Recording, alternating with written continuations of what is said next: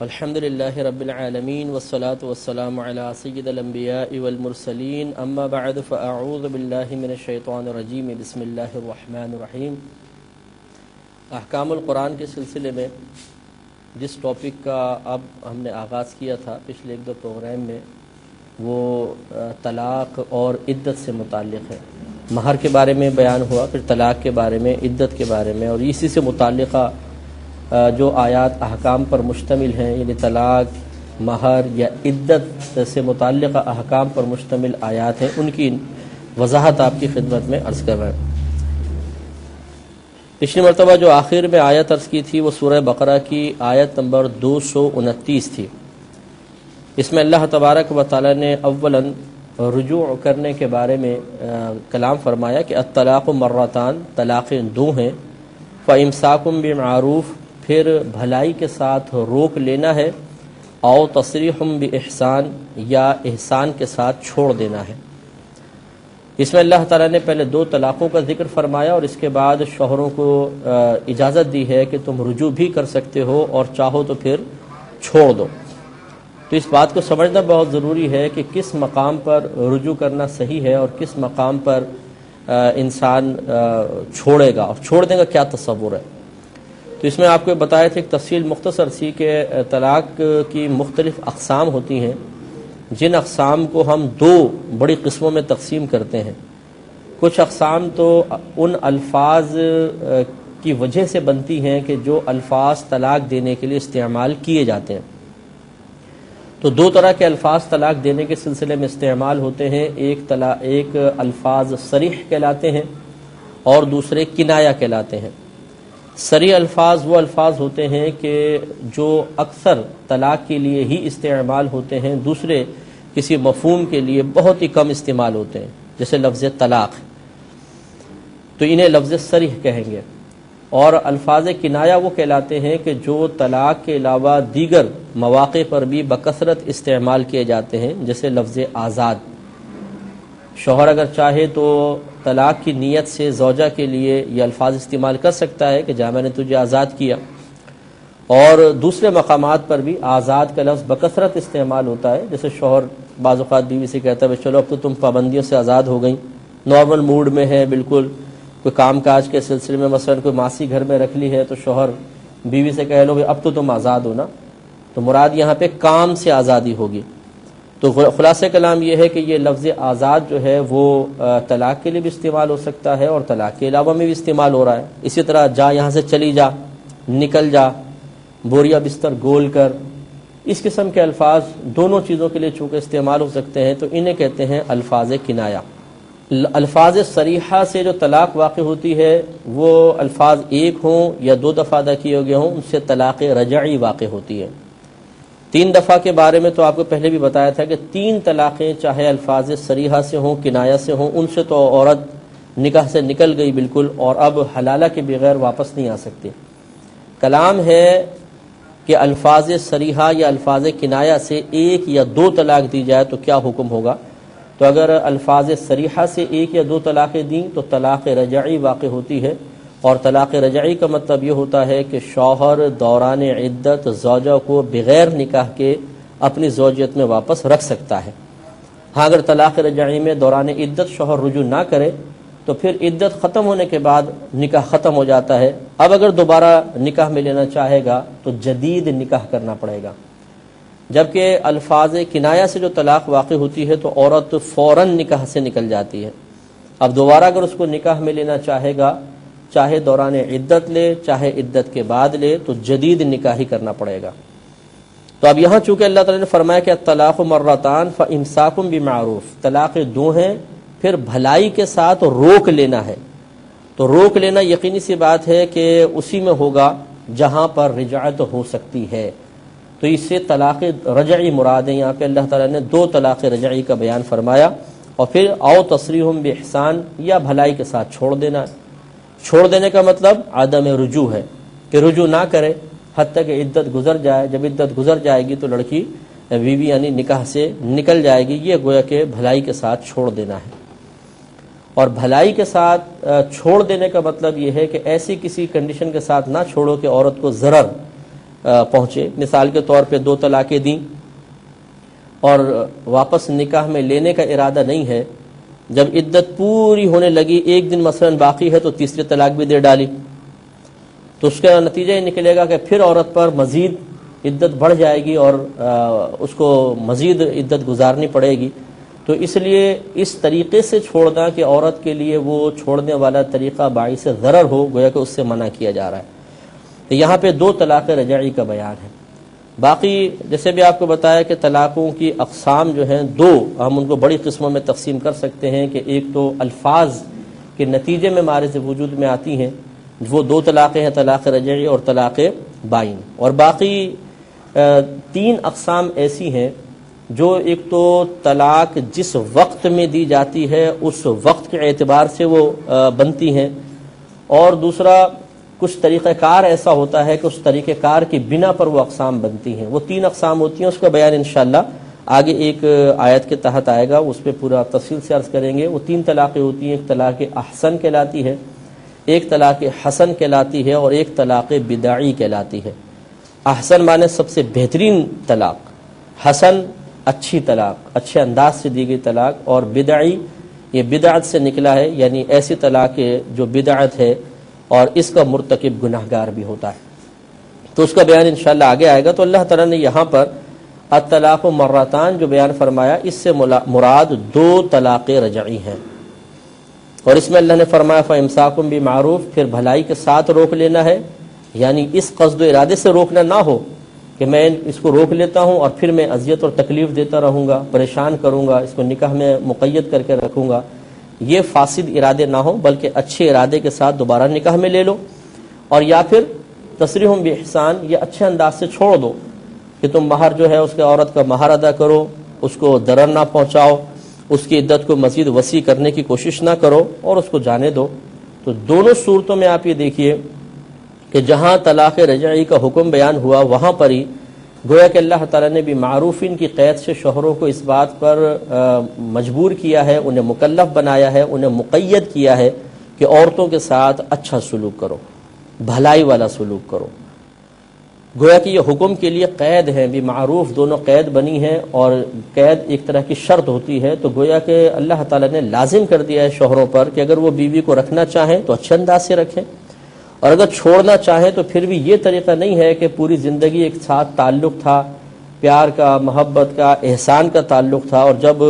اب کمپرومائز نہیں ہو رہا، ذہنی ہم آہنگی کا فقدان ہو رہا ہے، تو اب یہ سوچیں اب تو اس سے کون سا نفع لینا ہے، کون سا میری خدمت کرے گی، اب اس کے ساتھ برا سلوک جتنا مرضی کرو، یہ طریقہ اسلامی طریقہ نہیں ہے۔ اللہ کا کلام پڑھا یا رسول نے، کسی کو قریب رکھنے پر بھی اچھائی کا حکم ہے، اگر ٹھیک ہے کمپرومائز نہیں ہو رہا، ذہنی ہم آہنگی نہیں ہو رہی، اب مزید یہ ایک جو پاکیزہ رشتہ تھا اس کا قیام ممکن نہیں ہو رہا، تو اس کا مطلب یہ نہیں ہے کہ انسان پھر جہالت پر اتر آئے اور بالکل ایسا سلوک کرے جیسے جانوروں کے ساتھ سلوک کرتا ہے، یا اس کو دشمن سمجھ لے کہ اگر اور کوئی رشتہ قائم نہیں ہے تو کم از کم ایک مسلمانی کا رشتہ تو ہے، ایک انسانیت کا رشتہ تو ہے، تو اس انسانیت اور اسلام کے رشتے کی بنا پر اچھے سلوک کا یہ حکم ہے کہ جیسے ایک عام مسلمان سے وہ پڑوسی ہو، رشتہ دار ہو، دوست ہوں، احباب ہوں یا اجنبی ہوں، اچھے سلوک کا حکم ہے۔ ایسی اگرچہ یہ زوجہ ہے یا یہ شوہر ہے، اب یہ دونوں سیپریٹ ہو رہے ہیں، تو اس کا مطلب یہ نہیں ہے کہ اب اپنا بغض اور کینہ نکالا جائے کہ اچھا اگر چھوڑ رہے ہیں تو پھر ایسے انداز سے چھوڑتا ہوں کہ ساری زندگی یاد رکھے گی، یہ طریقہ کار قطعاً غیر مناسب ہے اور اللہ تبارک و تعالیٰ کی تعلیم اور قرآن کی تعلیم کے بالکل خلاف ہے۔ تو اس انداز سے اگر کوئی ہمارا سننے والا ہو دنیا میں کسی بھی مقام پر کہ اس نے بالفرض علیحدگی ہوئی اور انہوں نے زوجہ کو شدید اذیت اور تکلیف دے کر اور خوب انتقامی کارروائی کر کے دل کی بھڑاس نکال کر اپنی نفسانی خواہشات پر عمل کرتے ہوئے خوب انتقام لینے کے بعد چھوڑا، تو انہیں توبہ کرنی چاہیے، اور توبہ کے ساتھ ساتھ یہ قانون ہے، ہمارا اسلامی قانون ہے کہ مظلوم سے معافی طلب کرنا بھی لازم ہے۔ اگر دنیا میں معافی نہیں مانگیں گے تو اللہ تعالیٰ اس مظلوم کو میدان محشر میں کھڑا کرے گا اور وہ اپنے ظلم کا بدلہ لے گا، اور وہاں پر پیسہ یا مال تو چلتا نہیں ہے، یا تو شوہر کو اپنی نیکیاں دینی پڑیں گی، اور اگر اس کی نیکیاں کم ہوں گی تو بیوی کی برائیاں اپنے نام اعمال میں وہ لینے پر مجبور ہوگا۔ تو اس لیے یہ نہیں ہے کہ انسان کو، مرد کو اگر اللہ تبارک و تعالی نے مضبوط بنایا ہے، نکاح کی گرہ یعنی طلاق کا حق اس کو دیا ہے، اور بیوی کو کمزور اکثر رکھا ہے، تو اس کا مطلب یہ نہیں ہے کہ اس پہ ظلم و ستم کیا جائے اور صرف دنیا کے معاملے کو دیکھا جائے کہ میری کون سی گرفت ہوگی، مجھے کون پکڑ سکتا ہے، میں جیسا چاہے سلوک رکھوں. یہ بالکل غلط ہے. اسی آیت میں آگے اللہ تبارک و تعالی نے خلع کے بارے میں بیان فرمایا. ارشاد ہوتا ہے کہ ولا یحل لکم، اور اے شوہرو نہیں حلال ہے تمہارے لیے، ان تأخذوا کہ تم لے لو، مما اس میں سے جو آتیتموہن شیئا تم نے ان عورتوں کو دیا ہے کچھ بھی، یعنی جو کچھ تم نے ان کو دیا اس میں سے کچھ بھی تمہارے لیے لینا یہ حلال نہیں ہے. مراد مہر ہے کہ جو مہر تم ان بیویوں کو دے چکے ہو، اگر علیحدگی ہو رہی ہے تو اس میں سے کچھ لینا تمہارے لیے شرعاً جائز نہیں ہے، وہ ان کے حوالے کر دو، وہ ان کا حق ہے. الا ان یخافا اللہ یقیما حدود اللہ، مگر یہ کہ دونوں یہ میاں بیوی اس بات کا خوف رکھیں کہ ہم اللہ تبارک و تعالی کی حدود کو قائم نہیں رکھ سکیں گے. اگر ایسا ہو تو فرمایا کہ فَإِنْ خِفْتُمْ، پس اگر خوف کرو تم اللہ یقیما حدود اللہ کہ وہ دونوں اس بات یعنی اللہ تبارک و تعالی کی حدود کو قائم نہیں رکھ سکیں گے، تو فلا جناح علیہما، تو ان میاں بیوی پر کوئی گناہ نہیں ہے، فی مفتدت بہ، کہ وہ عورت اس جدائی کا فدیہ دے دے. مطلب اس کا یہ ہے کہ اب ایک تو ہے طلاق بغیر کسی عوض کے ہوتی ہے، اور ایک طلاق ایسی ہوتی ہے کہ جو مال کے بدلے میں ہوتی ہے. شرعاً اس مال کے بدلے میں جو طلاق ہوتی ہے اس کو خلع کہتے ہیں. خلع کا مطلب یہ ہوتا ہے کہ مثال کے طور پر بیوی اور شوہر میں اب کمپرومائز نہیں ہو رہا، تو بیوی اس سے کہتی ہے یا شوہر کہتا ہے کہ بھئی تم ٹھیک ہے مجھ سے علیحدہ ہو جاؤ، لیکن شرط یہ ہے کہ میں تمہارا مہر جو ہے میں رکھ لوں گا. یا بیوی اکثر بیوی کی طرف سے آفر ہوتی ہے بھئی تم میرا مہر رکھ لو اور میری جان چھوڑو. یا بچی کے جو خاندان والے ہوتے ہیں، ماں باپ ہیں، بھائی بہن وغیرہ ہیں، وہ یہ کہتے ہیں شوہر سے کہ بھئی تم ہماری بہن کو چھوڑ دو، ہماری بیٹی کو چھوڑ دو، ہم تم سے جو مہر مقرر ہوا تھا وہ ہم نہیں لیتے ہیں، یا دے دیا تھا تو ہم تمہیں واپس کر دیتے ہیں. کیونکہ مہر میں کیش ہی ہو ضروری نہیں ہوتا، کبھی زیور بھی ہوتا ہے، کبھی پراپرٹی ہوتی ہے، کبھی مکانات وغیرہ ہوتے ہیں. تو اس میں اگر اس طریقے سے ہو کہ شوہر اور بیوی دونوں ایک دوسرے سے علیحدہ ہونے پہ راضی ہو جائیں، اور اس میں طریقہ کار یہ رکھا جائے کہ بیوی مال دے گی اور شوہر پھر اس کو اس مال کے بدلے میں اپنے نکاح سے باہر کرے گا، تو اس کا نام خلع رکھا جاتا ہے. اور خلع جو ہے وہ مخصوص الفاظ سے ہی ہو سکتا ہے، جن میں سے معروف الفاظ خلع کے ہی ہیں کہ جاؤ میں نے تمہارے ساتھ خلع کیا. یا طلاق کے الفاظ بھی بعض نے لکھے ہیں کہ طلاق کے الفاظ سے بھی ہوتا ہے کہ جیسے مثلا طلقتک علی 1000، میں نے تجھے طلاق دی 1000 کے بدلے میں، یعنی اس طرح رقم کا اگر تذکرہ کر کے پھر طلاق کا ذکر کیا جاتا ہے تو اس سے خلع واقع ہوتا ہے. اور خلع یہ باہم رضامندی سے ہی ہو سکتا ہے. اللہ تعالیٰ نے دونوں کا ذکر فرمایا کہ اگر یہ دونوں اس بات کا خوف کریں کہ وہ اللہ کی حدود قائم نہیں رکھ سکتے تو بیوی کے لیے کوئی، ان دونوں پہ کوئی حرج نہیں کہ بیوی اس کا فدیہ دے دے. یعنی شوہر کی مرضی کے بغیر خلع نافذ نہیں ہوگا. اسی طرح بیوی کی مرضی کے بغیر خلع نہیں ہو سکتا کہ شوہر طلاق دے دے اور بولے کہ لاؤ مہر دو کیونکہ میں نے تو خلع کی نیت کی تھی. ایسا نہیں ہو سکتا، بلکہ خلع کے سلسلے میں ان دونوں کا باہم رضامند ہونا ضروری ہے. بیوی پیسے کی آفر کرے، شوہر ٹھیک ہے لے لے. اب یہ الگ مسائل ہیں، یہاں پہ اگرچہ ذکر نہیں ہے، الگ مسائل ہیں کہ اگر کیا شوہر صرف مہر پر ہی خلع کر سکتا ہے یا مہر سے زیادہ بھی لے سکتا ہے. تو اس کا خلاصہ کلام یہ ہے کہ مہر پر ہی خلع ہونا چاہیے، لیکن اگر شوہر زیادہ طلب کرتا ہے تو یہ بعض صورتوں میں ظلم ہے اور بعض صورتوں میں خلاف مستحب ہے. ظلم اس صورت میں بنے گا کہ قصور شوہر کا ہو، تنگ بھی یہ کر رہا ہے، مجبور بھی یہ کر رہا ہے، ظلم و ستم کا ایک سلسلہ اس نے روا رکھا ہوا ہے. اب وہ بیوی کہتی ہے بھی میری جان چھوڑو، مثلا 1 لاکھ روپے مہر ہے تو یہ کہتا ہے 10 لاکھ دو میں چھوڑ دیتا ہوں، اور بیوی نے مجبور ہو کے اس کو 10 لاکھ دیا، تو یہ ظلم کی ایک صورت ہے کہ مہر جو تھا اس سے زیادہ 9 لاکھ لے رہا ہے اور پھر اپنی ہی ذات کا قصور بھی ہے. یہ ظلم کی صورت ہے اور یہ گناہ ہے. اور بالفرض اگر زوجہ بہت زیادہ ظالم ہے اور نافرمان ہے، ناشکری ہے، اور بہت زیادہ اس نے شوہر کو تنگ کیا ہوا ہے، اب وہ کہتی ہے کہ تم مجھے آزاد کر دو، اور شوہر نہیں چاہتا کہ میں اس کو طلاق دوں. اب شوہر نے کہا کہ سوچا ذرا تھوڑا زیادہ رقم بتاتا ہوں تاکہ یہ نہ دینے کے اوپر راضی ہو، نہ ہمارے سیپریشن ہو، اور اس نے 1 لاکھ کے بجائے کہا 10 لاکھ، اور عورت راضی ہو جاتی ہے فوراً کہ ٹھیک ہے 10 لاکھ لو میری جان چھوڑو، تو اب یہ اس کے لیے زیادہ جو لینا ہے یہ خلاف مستحب ہے، بہتر نہیں ہے کہ یہ لے، اس کو واپس کرنا چاہیے۔ اور بعض نے اس کو مکروہ بھی لکھا ہے، لیکن اس میں اتنی زیادہ شدت نہیں ہے اس کی کراہت میں، لیکن بہرحال یہ بھی ناپسندیدہ ہے، اسے چاہیے کہ مہر پر ہی خلا دے دے۔ تو اب یہ آپ تھوڑا سا غور فرمائیں کہ پھر ایک دفعہ ان آیات کو دیکھیں کہ اللہ تعالیٰ نے فرمایا کہ شوہروں کے لیے حلال نہیں حلال ہے تمہارے لیے، یعنی اے شوہروں تمہارے لیے حلال نہیں کہ تم اس چیز میں سے، یعنی اس مہر میں سے جو تم نے عورتوں کو دیا کچھ لو، مگر یہ کہ وہ دونوں خوف کریں کہ وہ اللہ تبارک و تعالیٰ کے حدود کو قائم نہیں رکھ سکیں گے۔ پس اے لڑکے اور لڑکی کے اولیاء، خطاب ان سے کہ پس اگر تم خوف کرو کہ یہ دونوں میاں بیوی اللہ تعالیٰ کی حدود کو قائم نہیں رکھ سکتے، تو پھر ان دونوں پر کوئی حرج نہیں ہے اس بارے میں کہ یہ عورت فدیہ ادا کر دے، یعنی مہر دے کر طلاق قبول کر لے۔ اور پھر آگے فرمایا تلک حدود اللہ، یہ اللہ تبارک و تعالیٰ کی حدود ہیں، فلا تعتدوها، تو تم ان کو نہ پھلانگو، ان کو کراس نہ کرو، ان سے آگے مت بڑھو۔ ومن یتعد حدود اللہ، اور جو اللہ تبارک و تعالیٰ کی حدود سے تجاوز کر جائے گا، فاولئک هم الظالمون، تو یہی لوگ ظلم کرنے والے ہیں۔ تو اس سے معلوم ہوا کہ طلاق بیوی اور شوہر میں جدائی کی ایک صورت ہمیں طلاق پتہ چلی، اور دوسری صورت خلع، اور اللہ تعالیٰ نے خلع کا ذکر بھی قرآن عظیم میں فرمایا۔ اب جو ہماری کورٹ میں جو خلع نافذ ہوتا ہے، یہ اکثر ایسا ہوتا ہے کہ کبھی تو ایسا ہوتا ہے کہ شوہر کو کورٹ میں بلایا جاتا ہے، وہ آ جاتا ہے، اور پھر وہ باقاعدہ یہی جو ہم نے پروسیس عرض کیا ایسا ہو جاتا ہے، تو پھر ٹھیک ہے وہ خلع ہے۔ لیکن بسا اوقات ایسا ہوتا ہے کہ شوہر کو 1 نوٹس بھیجا، 2 بھیجے، 3 بھیجے، اور وہ پیشی پر حاضر نہیں ہوا، تو عموماً 3 نوٹس کے بعد پھر جو جج صاحبان ہیں وہ 1 سائڈ نکاح کو ختم کر دیتے ہیں۔ یہ حقیقتاً فسخ نکاح ہے، خلع نہیں ہے،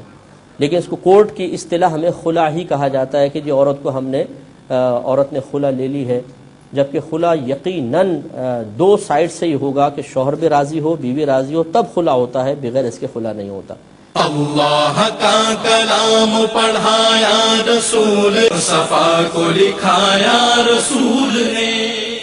اس پر دیکھیں ایک حدیث پاک بخاری کی ہے، 4867 4867 حدیث پاک نمبر ہے۔ حضرت ابن عباس رضی اللہ تعالی عنہ اس کے راوی ہیں۔ یہ فرماتے ہیں کہ ان امرأۃ ثابت بن قیس اتت النبی صلی اللہ علیہ وسلم، کہ بے شک ثابت بن قیس رضی اللہ تعالی عنہ کی زوجہ نبی کریم صلی اللہ علیہ وسلم کی خدمت میں حاضر ہوئیں، فقالت، انہوں نے عرض کی، یا رسول اللہ صلی اللہ علیہ وسلم، ثابت بن قیس ما اعتب علیہ فی خلق ولا دین، کہ ثابت بن قیس میرے شوہر ہیں، میں ان کے دین یا ان کے اخلاق وغیرہ کے کسی بھی سلسلے میں ان پہ کوئی عیب نہیں لگاتی ہوں، دین بھی بہت اچھا ہے، اخلاق بھی بہت اچھا ہے، ولیکنی اکرہ الکفر فی الاسلام، اور لیکن میں اسلام میں ناشکری کو ناپسندیدہ رکھتی ہوں۔ کہنے کا مطلب یہ تھا، یہ اتنے محتاط الفاظ ذکر کیے ان صحابیہ نے کہ شوہر میں بظاہر کوئی عیب نہیں ہے، لیکن میں ناپسندیدہ رکھتی ہوں، اور میں نہیں چاہتی ہوں کہ شوہر جیسی نعمت جو اللہ نے عطا فرمائی ہو، میں اس کی کسی ناشکری کی مرتکب ہو جاؤں۔ تو گویا کہ اشارہ اس طرف تھا کہ آپ مجھے ہم دونوں میں جدائی کروا دیں۔ تو فقال رسول اللہ صلی اللہ علیہ وسلم اتردین علیہ حدیقتہ، کہ کیا تم وہ باغ جو انہوں نے تمہیں دیا ہے تم ان کو لوٹا دو گی؟ قالت نعم، انہوں نے عرض کی کہ جی ہاں میں لوٹا دوں گی۔ تو قال رسول اللہ صلی اللہ علیہ وسلم اقبل الحدیقۃ وطلقها تطلیقۃ، ابن عباس فرماتے ہیں سرکار نے ثابت بن قیس رضی اللہ تعالیٰ عنہ کو بلایا اور فرمایا کہ اقبل الحدیقۃ، تم اس باغ کو قبول کر لو، وطلقها، اور طلاق دے دو اسے، تطلیقۃ، ایک طلاق۔ گویا کہ سرکار صلی اللہ علیہ وسلم نے خود یہ خلع نافذ فرمایا، لیکن 1 سائڈ خلع نہیں ہوا کہ سرکار نے ان کی سننے کے بعد فرمایا ہوگا ٹھیک ہے شوہر آئے نہ آئے بس ٹھیک ہے ہم نے نکاح فسخ کر دیا، بلکہ شوہر کو بلایا گیا، انہیں کہا گیا کہ آپ یہ باغ قبول فرما لیں اور اپنی زوجہ کو فارغ کر دیں۔ تو مال کے بدلے میں چونکہ یہ طلاق تھی تو یہ خلع تھا۔ تو اس لیے پہلی بات تو یہ دیکھیں، یہ نبی کریم صلی اللہ علیہ وسلم کا فیصلہ تھا، اور ان صحابیہ نے عرض کیا رسول اللہ مجھے وہ پسند نہیں ہے، تو کیا یہ اس کے زمرے میں آئے گا کہ جو نبی کریم نے ارشاد فرمایا کہ جو عورت بغیر کسی حاجت کے اپنے شوہر سے طلاق کا مطالبہ کرے تو وہ جنت کی خوشبو بھی نہیں پا سکتی، یہ حدیث پاک ہے۔ تو وہ اس میں واضح طور پر سرکار نے فرمایا کہ جو عورت بغیر کسی عذر کے طلاق طلب کرے، تو معلوم یہ ہوا کہ یہاں پر واقعی کوئی عذر متحقق تھا، ورنہ تو بغیر عذر کے طلاق طلب کرنا گناہ اور اس گناہ میں تعاون کرنا یہ نبی کی شان نہیں ہے۔ لہذا ان صحابیہ نے جو کچھ کہا اس پہ توجہ کرنے کی ضرورت۔ انہوں نے پہلے کہا یا رسول اللہ میں اسلام میں ناشکری کو پسند نہیں کرتی، یعنی یہ فطرت اتنی مجھ پہ غالب آ گئی ہے، طبیعت اتنی غالب آ گئی ہے کہ باوجود شدید کوشش کے میں کمپرومائز نہیں کر پا رہی، اور اب مجھے خوف ہے کہ میں حقوق شوہر میں کوتاہی کی مرتکب ہو کر گناہ گار ہوں گی، تو آپ اس میں کرم فرمائیں۔ تو سرکار صلی اللہ علیہ وسلم نے ان کو ایک تسلسل گناہ سے بچانے کے لیے، کیونکہ ابھی گناہ تو نہیں تھا لیکن بعد میں بن سکتا تھا کہ مسلسل حقوق میں کوتاہی ہوتی تو یہ صورتحال بن جاتی، تو اس سے پہلے کہ کوتاہی کا آغاز ہوتا ان صحابے نے عرض کی اور سرکار نے ان کے عذر کو قبول کر کے اس طرح کر لیا۔ لیکن آپ اس میں دیکھیں کہ خود سرکار صلی اللہ علیہ وسلم نے فسخ نکاح نہیں فرمایا بلکہ شوہر کو بلا کر فرمایا کہ آپ ایسا کر لیں، اور یہ مجبور نہیں کیا گیا ہے حقیقتاً، لیکن سرکار جانتے تھے کہ ان میں آپس میں ذہنی ہم آہنگی آگے نہیں ہو سکے گی اور یہ صحابیہ گناہ گار ہوں گی، تو اس لیے نبی کریم نے ایسا فرمایا۔ اب صورتحال یہ ہے کہ چھوٹی چھوٹی باتوں پر بعض خواتین ہوتی ہیں کہ جو طلاق کا مطالبہ کر لیتی ہیں، یہ شرعاً جائز نہیں، اور وہ اپنے آپ کو ان صحابیہ پہ قیاس نہیں کر سکتی، اپنی طبیعتوں کو ان کی طبیعت پہ قیاس نہیں کر سکتی، کیونکہ وہ لوگ قرآن اور حدیث کے علم کے حامل تھے، نفسانی خواہشات سے پاک و صاف تھے، وہ اللہ کی رضا کی خاطر ہی ہر کام کیا کرتے تھے۔ لہٰذا آج کوئی بہن کہے جی مجھے شوہر کی شکل پسند نہیں، شادی کر دی، میں تو خلا چاہتی ہوں، تو یہ قطعاً غیر مناسب ہے، کیونکہ ان کو سب چیزوں کا علم تھا، پھر انہوں نے ایک سٹیپ اٹھایا۔ ہمارے یہاں پر ہم لوگ نفسانی خواہشات کے تابع زیادہ ہوتے ہیں، علم دین ہمارے پاس ہوتا نہیں ہے، تو اس طرح چھوٹی چھوٹی باتوں پہ طلاق کا مطالبہ یہ اصل میں غیر شرعی مطالبہ ہی کہلائے گا، اور اس میں حتی الامکان احتیاط کرنی چاہیے۔ اور پھر مطلب یہ کورٹ کا نافذ کردہ یہ اس کو خلع کہنا، ایک تو خلع نہیں ہے، پھر فسخ نکاح بھی ہے اگر، تو چھوٹی چھوٹی باتوں پہ اس طرح فسخ نکاح نہیں ہوا کرتا۔ فقہ حنفی میں بھی فسخ نکاح کی دو صورتیں بیان کی ہیں کہ ایک شوہر حقوق زوجیت پر بالکل ہی قدرت نہ رکھتا ہو، اسے مہلت دی جائے اس کے باوجود نہ رکھتا ہو، اور اب وہ طلاق نہیں دے رہا، تو پھر قاضی شوہر کے قائم مقام ہو کے فسخ نکاح کروا سکتا ہے۔ اور دوسرا مفقود الخبر ہے کہ کوئی شخص جیسے ملک سے باہر چلا گیا، اور بعض اقوال کے نزدیک اگر ملک میں بھی ہے لیکن کوئی رابطہ نہیں ہے، عرصہ گزر گیا، رابطہ ہی نہیں ہو رہا، کوئی کانٹیکٹ نہیں ہو رہا، نہ فون سے نہ پتہ چل رہا ہے، جہاں پر پہلے تھا وہاں پر بھی نہیں ہے، تو ایسی صورت میں امام مالک رحمۃ اللہ علیہ کے قول پر عمل کرتے ہوئے پہلے عورت آ کر قاضی کے پاس مطالبہ کرے گی جی میرا شوہر مفقود ہو گیا ہے، تو اس کو ایک مہلت اور مدت دی جائے گی، 4 سال وہ مدت ہے، اس کے بعد دوبارہ آ کے وہ ریکویسٹ کرے گی کہ 4 سال کے اندر کوئی اطلاع نہیں آئی، تو پھر وہ قاضی شوہر کے قائم مقام ہو کر فسخ نکاح کر سکتا ہے۔ ورنہ فقہ حنفی کے روشنی میں باقی اور کوئی صورت ایسی نہیں ہے کہ جس میں فسخ نکاح ہو سکے۔ ہاں اگرچہ بعض فقہا کے مرجوح اقوال اس میں بھی موجود ہیں کہ اگر شوہر کا مسلسل ظلم ہے، مارتا ہے، پیٹتا ہے، نہ نفقہ نہیں دیتا، بیجا قیودات اتنی زیادہ ہیں کہ عورت کے لیے شدید باعث ضرر ہے، تو اس مسلسل ظلم سے بچانے کے لیے سب سے پہلے شوہر کو مجبور کیا جائے گا کہ وہ طلاق دے۔ اگر وہ نہیں کرتا تو یہاں پر بھی جج شوہر کے قائم مقام ہو کے فسخ نکاح کروا سکتا ہے، لیکن وہ مخصوص صورتیں ہیں اور وہ بالکل اچھی طریقے سے مفتیان کرام سے معلوم کر کے ہی اس پر عمل ہو سکتا ہے، از خود فیصلہ نہیں کر سکتے ہیں۔ ہمارے ہاں یہ ہوتا ہے کہ خواتین چھوٹی چھوٹی باتوں پر فوراً پہلے شوہر سے مطالبہ کرتی ہیں، وہ نہیں مانتا تو کورٹ سے رجوع کر لیتی ہیں، اور پھر معذرت کے ساتھ اگر کوئی وکلاء بھی ہمارا یہ بیان سن رہے ہوں تو وکیل ان کو مشورہ دیتا ہے کہ جس پوائنٹ کو لے کر آپ طلب خلا یا فسخ نکاح طلب کر رہی ہیں وہ بہت کمزور ہے، آپ اس میں اضافہ کریں۔ اضافہ کا مطلب جھوٹ بولیں۔ میں کیا جھوٹ بولیں؟ مثلا آپ یہ کہو کہ شوہر جوا کھیلتا ہے، شراب پیتا ہے، عورتوں سے اس کے ناجائز تعلقات ہیں، اس طرح آپ اپنے کیس کو مضبوط کریں تو پھر آپ کو فوراً چھٹی مل سکتی ہے۔ اس میں پھر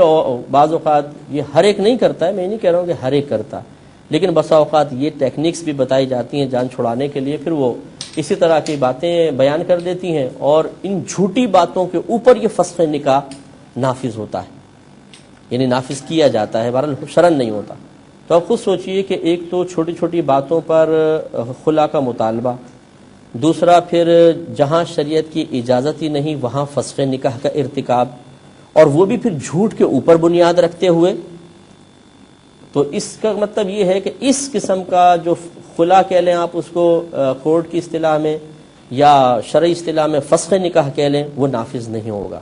اور عورت ہنوز یعنی ابھی تک اپنے سابقہ شوہر کے نکاح میں ہی شمار ہوگی۔ یہ عدت وغیرہ گزار کر ایسا نہیں ہو سکتا کہ دوسری جگہ نکاح کر لے، کرے گی تو وہ نکاح باطل ہوگا، کیونکہ منکوحہ کا نکاح کسی دوسرے شخص سے نہیں ہو سکتا۔ یہ بڑی پیچیدگیاں ہیں ہمارے معاشرے میں جو عموماً معلومات کے نہ ہونے کی بنا پر ان پیچیدگیوں میں لوگ مبتلا ہو جاتے ہیں، اور اس اعتماد کے ساتھ کہ شاید ہم صحیح قدم اٹھا رہے ہیں لیکن وہ غلط قدم ہوتا ہے، اور اس طریقے سے گناہ کے دروازے کھلتے چلے جاتے ہیں۔ تو خلا قرآن سے ثابت ہے، اللہ تعالیٰ نے اس کی اجازت دی ہے، منع فرمایا ہے کہ خلا بالکل نہ کیا جائے، مطلب کوشش یہی کی جائے کہ خلا نہ ہو، لیکن اگر کوئی خلا کرتا ہے میاں بیوی اس پر راضی ہیں تو اس میں شرعن کوئی حرج نہیں ہے، یہ دونوں خلا کر سکتے ہیں۔ ایک آخری بات بس یاد رکھیں کہ فقہ حنفی کے روشنی میں خلا ایک طلاق بائن ہوتی ہے، اگر خلا شوہر کرتا ہے تو اس سے طلاق بائن نافذ ہوتی ہے۔ تو اگر بالفرض وہ طلاق کے لفظ سے بھی خلا کرے، جیسے طلقتک علی الف، میں نے تجھے طلاق دی 1000 کے بدلے میں، تو جب صرف اگر طلقتک کہتا تو یہ لفظ صریح ہے، اور ہم بھی آپ نے آپ کو بتایا تھا کہ لفظ صریح سے واقع شدہ طلاق رجعی ہوتی ہے، لیکن جب علی الف کی قید آگے آ گئی تو اگر لفظ طلاق سے بھی طلاق دی جائے لیکن اس کے ساتھ کچھ اور الفاظ کا اضافہ کر کے اس میں شدت پیدا کر دی جاتی ہے تو پھر وہی طلاق بائن واقع ہوتی ہے۔ چنانچہ علی الف کی قید کے بعد یہ پھر طلاق بائن واقع ہوگی اور عورت نکاح سے نکلے گی اور فوراً نکاح سے نکل جائے گی۔ تو خلا میں عورت فوراً نکاح سے نکل جایا کرتی ہے۔ تو اس آیت کریمہ میں 3 چیزیں ہمیں معلوم ہوئیں۔ پہلی چیز یہ ہے کہ 1 یا 2 طلاق رجعی ہوں،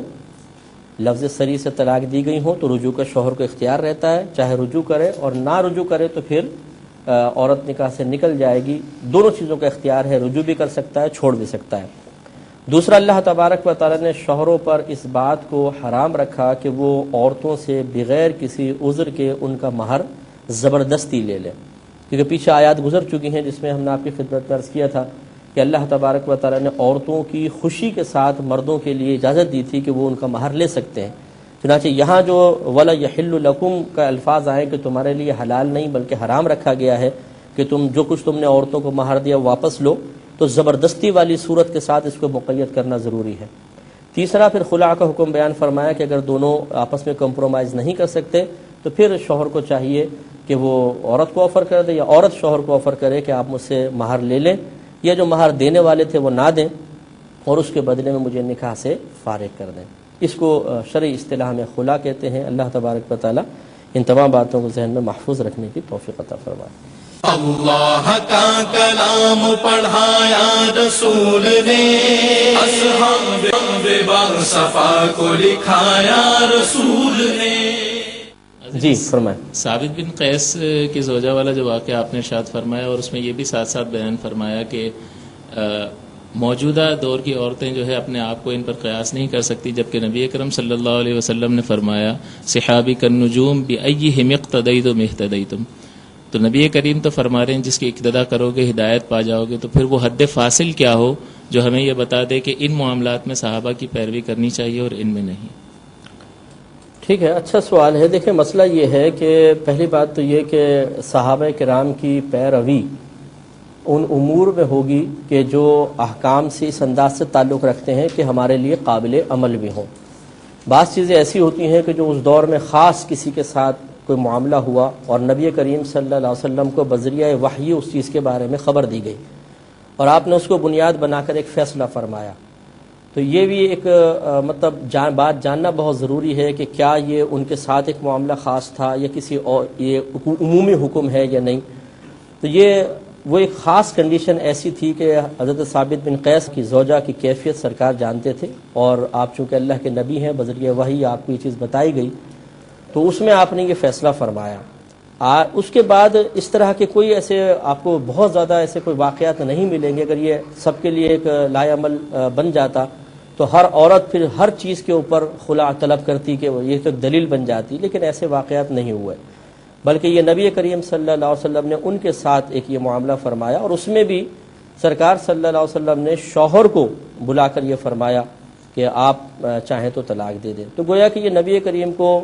بتا دیا گیا ہوگا کہ ان کا آپس میں اب معاملہ نہیں چلے گا، اور آپ ان کے شوہر کو اس بات کی کا کہہ دیں کہ یہ ان کو طلاق دے دیں۔ تو وہ بظاہر امر سرکار نے استعمال فرمایا، لیکن شوہر کے ہاتھ میں اختیار ہے، وہ منع بھی کر سکتے تھے، لیکن انہوں نے سرکار صلی اللہ علیہ وسلم کی بات قبول کرتے ہوئے طلاق دے دی۔ تو خلاصہ کلام یہ ہے کہ ہر چیز کو ہر شخص اپنے لیے، اگرچہ وہ صحابہ سے ثابت ہو، فوراً اس کو قابل عمل قرار نہیں دے سکتا، بلکہ اس کو معلوم کرنا ہوگا۔ دوسری بات یہ ہے کہ ایک روایت سے، ایک حدیث سے، ایک آیت سے کبھی بھی احکام اخذ نہیں کیے جاتے، نتیجے مرتب نہیں کیے جاتے۔ یہ ہم آپ کو بارہا عرض کر رہے ہیں، یہ تو خلع کے کو بیان کرتے ہوئے اس کے ثبوت کے طور پر ایک حدیث کو عرض کیا گیا ہے، اس بات کے ثبوت کے لیے پیش نہیں کیا گیا یا عدم ثبوت کے لیے کہ تھوڑی تھوڑی چیزوں پہ خلع ہو سکتا ہے کہ نہیں۔ یہ ایک ضمنی چیز آ گئی ہے۔ اگر اس کو بنیاد بنا کر جب ہم کلام کریں گے تو ایسی بہت ساری روایات آ جائیں گی، ایسے بہت سارے دلائل سامنے آئیں گے کہ جن سے ثابت ہوگا کہ عورت کے لیے اس طرح چھوٹی چھوٹی چیزوں کے اوپر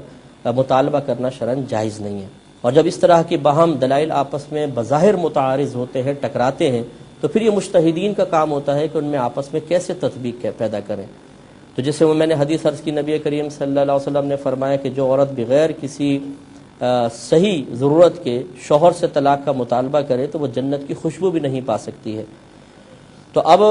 معلوم یہ ہوا کہ اب یہ فیصلہ کرنا کہ کس مقام پہ عورت صحیح ضرورت کے تحت مطالبہ کر رہی ہے اور کس مقام پہ نہیں کر رہی ہے، یہ عام آدمی کا کام نہیں،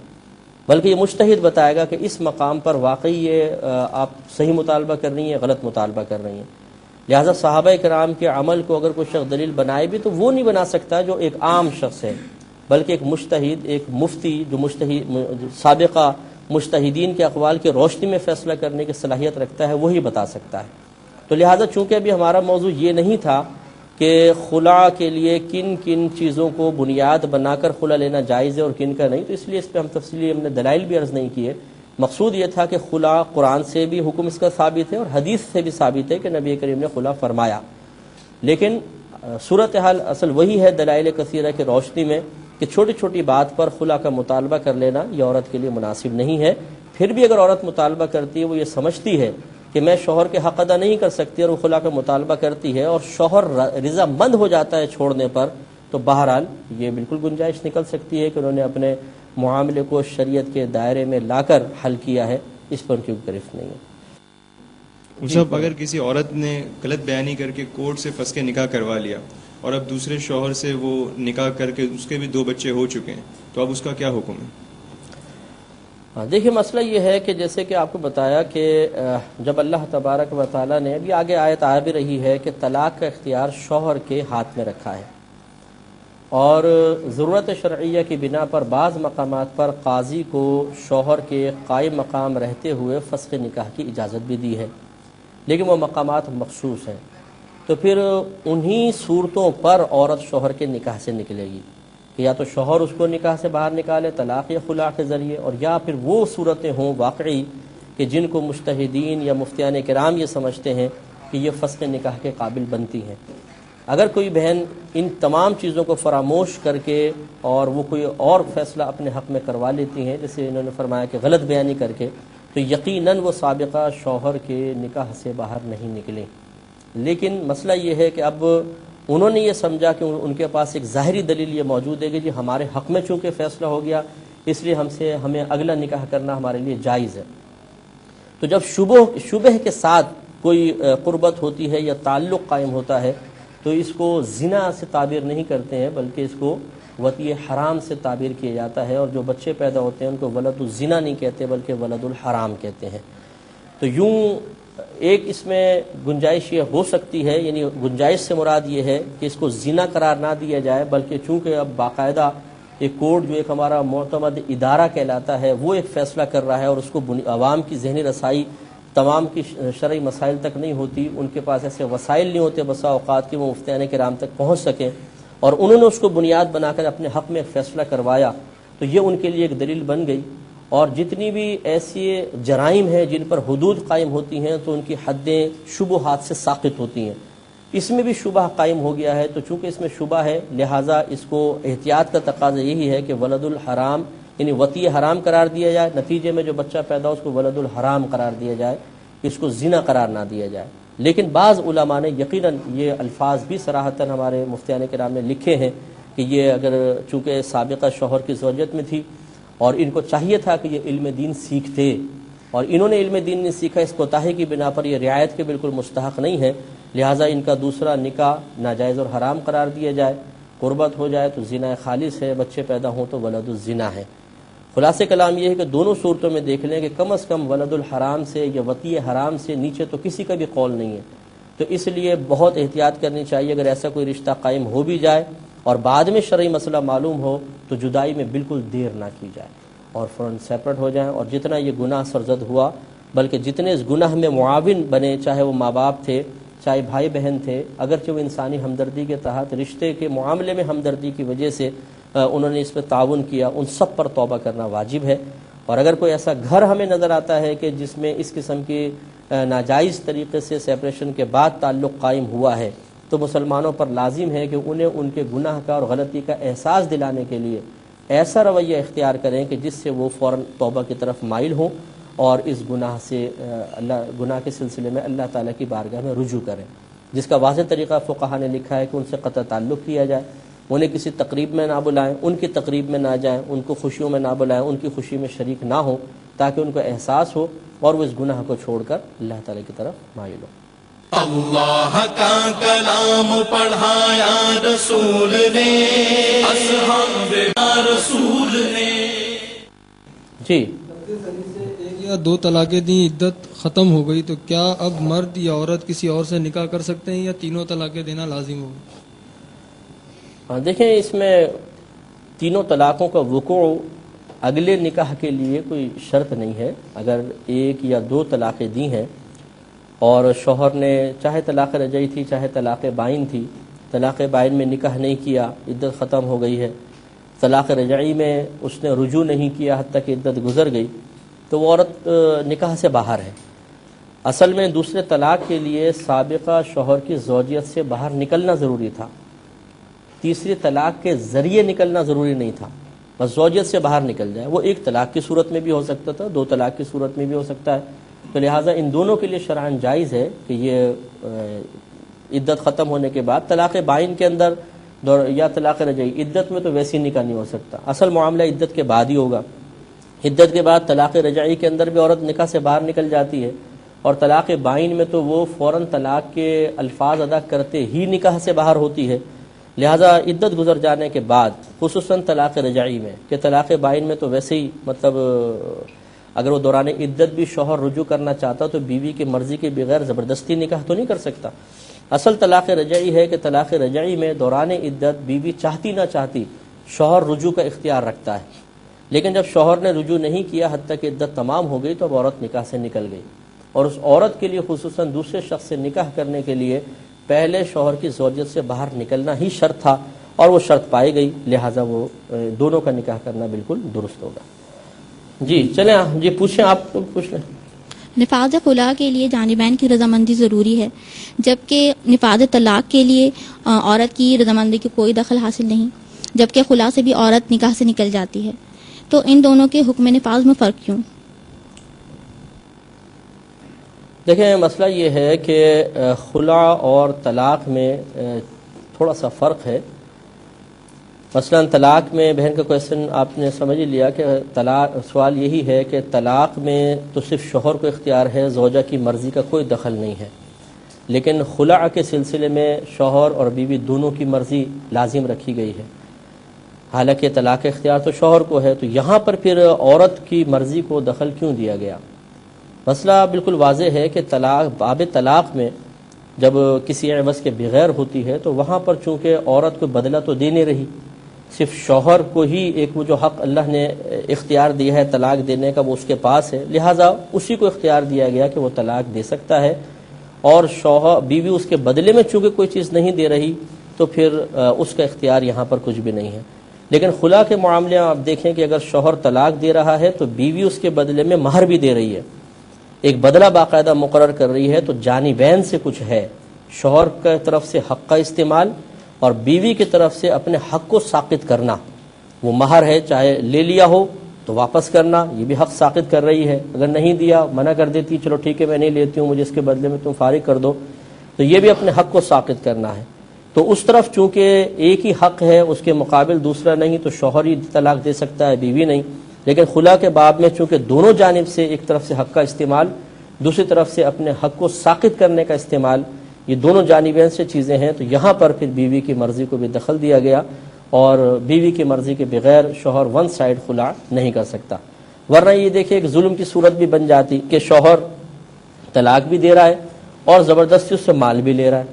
تو اس لیے پھر اختیار دیا گیا زوجہ کو کہ اگر وہ خلا کے ذریعے باہر جانا چاہتی ہے تو پھر وہ فدیہ اپنی مرضی سے دے، اگر نہ دینا چاہے تو پھر ٹھیک ہے وہ خلا نافذ نہیں ہوگا۔ اللہ تعالیٰ ان تمام باتوں کو ذہن میں محفوظ رکھنے کی توفیق عطا فرمائے، آمین۔ وآخر دعوانا ان الحمد للہ رب العالمین۔